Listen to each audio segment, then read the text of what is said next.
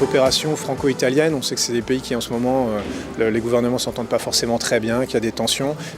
L'idée de notre présence ici avec ma collègue italienne, astronaute, Samantha, c'est de dire nous on dépasse un petit peu ça. Il n'y a pas que les gouvernements, il y a aussi l'art, la technique, la culture, et que dans ces domaines-là, on partage des choses depuis toujours et pour encore beaucoup d'années, peut-être après ces gouvernements qui n'arrivent pas à s'entendre. Donc c'est pour montrer que l'amitié entre les peuples, c'est quelque chose d'un peu intemporel et qu'on partage des choses profondes. C'était vraiment important, je pense, pour souligner tout ce qui... Nous, la France et l'Italie, on a en commun tout ce qui fait partie des liens, des choses qu'on partage. Et après, si on pense à l'Agence spatiale européenne, il ne faut pas oublier que ça a vraiment parti, le noyau original, c'était vraiment basé sur une coopération franco-italienne, donc il ne faut pas oublier ça.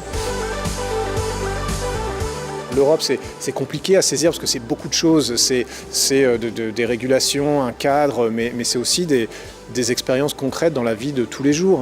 L'Europe, c'est Erasmus pour aller faire ses études à l'étranger. C'est pas que l'UE, c'est aussi nous, on est l'agence spatiale. On fait des coopérations entre les pays parce qu'on fait des projets qui sont trop compliqués pour faire tout seul dans son coin. On a besoin des compétences de tout le monde et ça marche. Depuis les années 70, on arrive à faire des missions qu'on serait incapable de faire tout seul.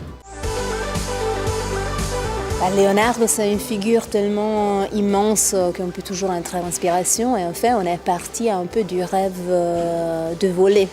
C'était une des grandes passions de Leonardo qu'il a un peu poursuivi toute sa vie. Je pense que tout le monde, on a tous en tête un peu ces dessins de machines, certains plus réalistes, certains moins.